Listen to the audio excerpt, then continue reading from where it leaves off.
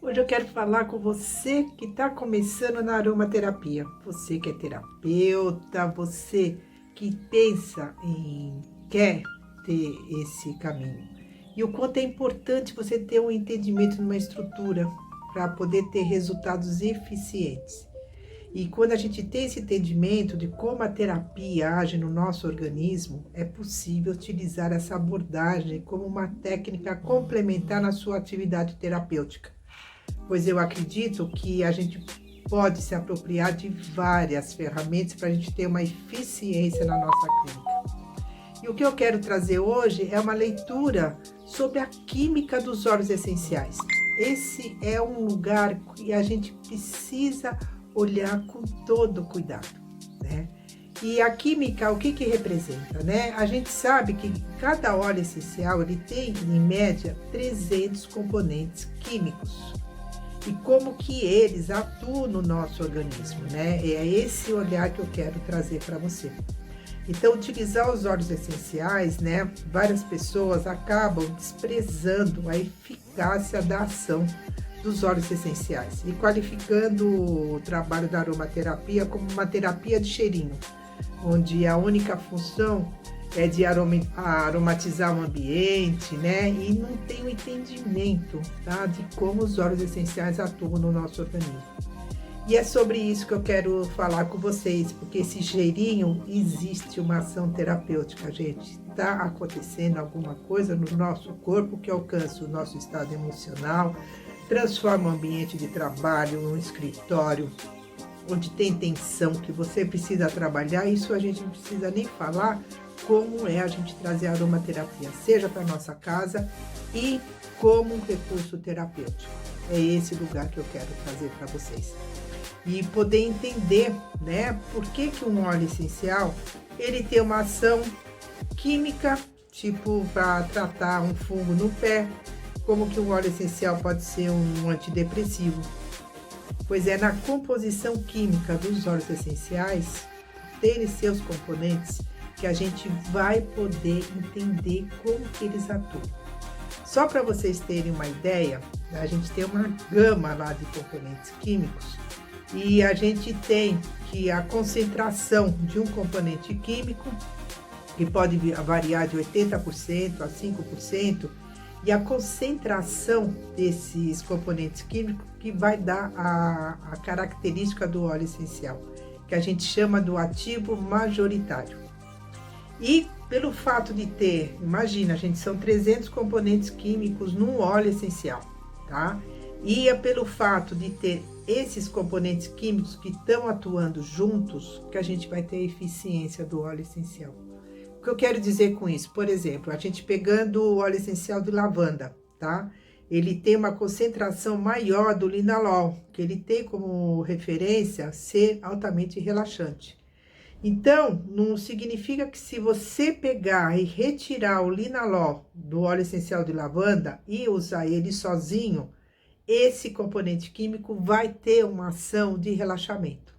Não, porque ele isolado não tem eficiência, gente. Aqui, olha só que lindo, a natureza trazendo essa visão de equipe, de estrutura.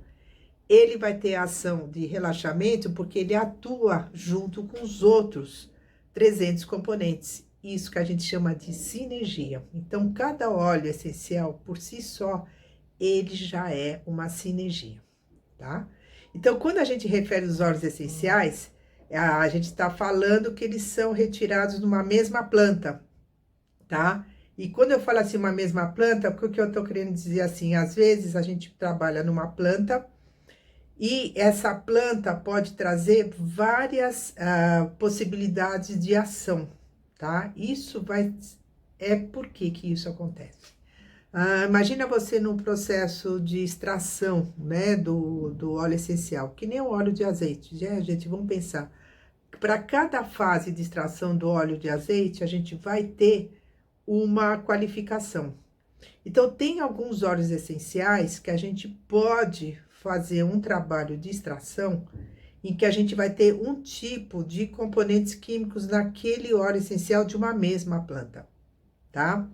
E isso vai trazer o quê? Uma variação tá? Uma diferença na atuação química que a gente vai querer para aquele óleo essencial.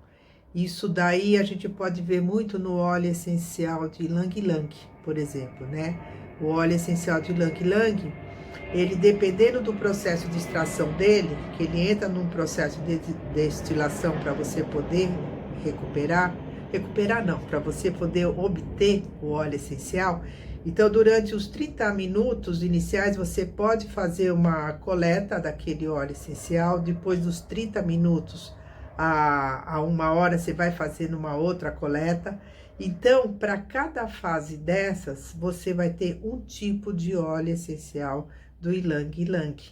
E para cada dessas fases, ele vai ter uma qualificação e ele vai ter uma atuação específica, tá? Então, isso daí, que tô querendo trazer para você, né? Você poder começar a pensar assim, gente, o óleo essencial é uma química, ele é um componente químico, né? Por mais que as pessoas falem, né, do cheirinho, tá? E que é por uma falta de conhecimento, tá? É uma ignorância, né? Que a gente vai falar, ah, sei aquela terapia de cheirinho. Eu falei, é um cheirinho, mas quando você tem esse entendimento de como é processado um óleo essencial, aí você vai ter, primeiro, um respeito do tipo do óleo essencial que você está escolhendo para trabalhar. Você vai conseguir entender qual é a resposta que você vai querer ter naquele tratamento que você pretende trabalhar, tá?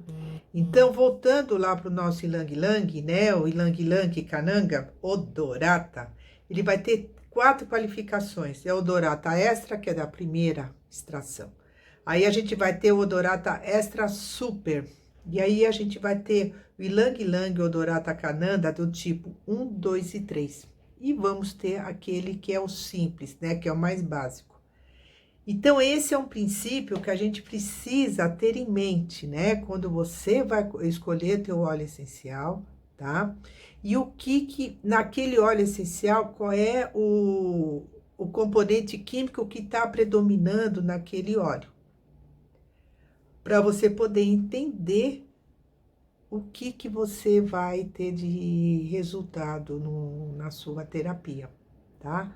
Então, aqui eu estou trazendo alguns alertas, né? Para você poder começar a poder estudar, a poder entender como que você trabalha com os óleos essenciais. Esse é um recurso que me ajuda muito, tá? Falando a parte da química, né? A gente poder entender esses componentes, né? Os terpenos, sesquiterpenos, alcoóis. E aí a gente vai entendendo como que cada um desses componentes, qual é a característica principal de cada um deles, tá? E como que eles atuam no nosso organismo.